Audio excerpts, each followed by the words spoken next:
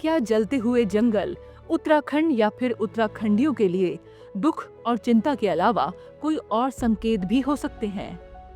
सुनने और सोचने में अजीब है, लेकिन ये सत्य है। उत्तराखंड में एक ऐसा दौर भी आया था जब खुद इन जंगलों पर निर्भर उत्तराखंडी जंगलों में या तो आग लगा रहे थे या फिर फैली हुई आग को रोकने का प्रयास नहीं कर रहे थे। ये आक्रोश था, जनता का आक्रोश अंग्रेजी हुकूमत के खिलाफ, अपने जंगलों को बचाने के लिए उन्हें जलाने का आंदोलन। उत्तरांचल द्वीप में आज अतीत में झांकते हैं और बात करते हैं ब्रिटिश काल में उत्तराखंड में हुए वन आंदोलन की। 20वीं सदी की शुरुआत में ब्रिटिश सरकार ने रेलवे स्लीपर बनाने के लिए हजारों पेड़ों को काटने की योजना बनाई। रेलवे लाइन बिछाकर वो अपने वाणिज्य को और ज्यादा बढ़ाना चाहते थे। सीधा मकसद कुमाऊं के जंगलों से लाभ उठाना था। इसके परिणाम स्वरूप स्थानीय लोगों को जंगल में प्रवेश और उपयोग पर बढ़ते प्रतिबंधों का सामना करना पड़ा।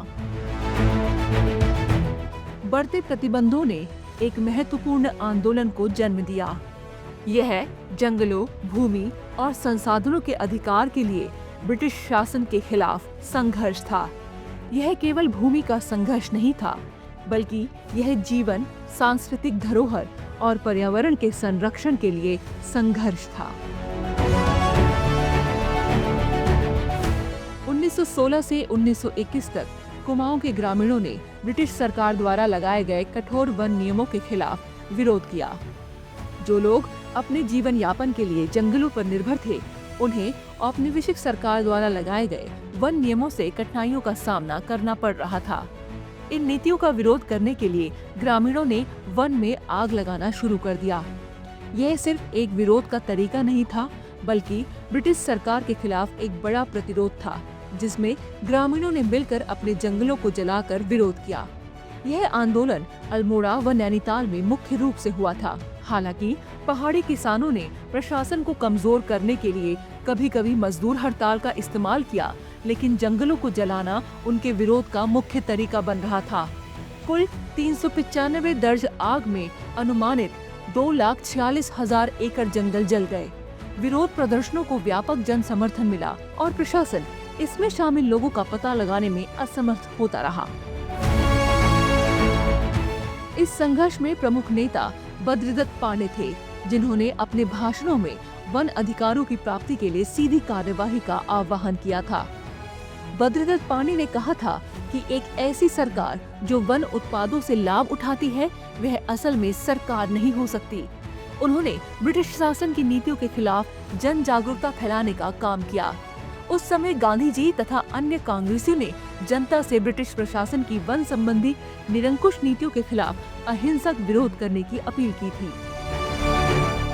ब्रिटिश सरकार को इस प्रतिरोध से गहरी चिंता हुई और उन्होंने कई नेताओं को गिरफ्तार किया, जिसमें बद्रीदत्त पांडे को भी शामिल किया गया।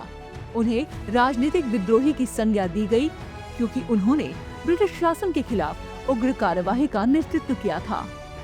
यह संघर्ष सिर्फ पुरुषों का नहीं था, कुमाऊं की महिलाएं भी इसमें बढ़ चढ़ कर आगे आईं। 1921 में दुर्गा देवी को थकलोड़ी के जंगलों में आग लगाने के आरोप में 1 महीने की कैद हुई और वह इस आंदोलन में गिरफ्तार होने वाली पहली महिला बनी। युवाओं ने भी इस संघर्ष में महत्वपूर्ण भूमिका निभाई। गंगवा, जो एक 16 साल का लड़का था, उसे आंदोलनकारियों द्वारा वनों में आग लगाने का कार्य सौंपा गया था और उसने इस आंदोलन को बहुत मजबूती दी।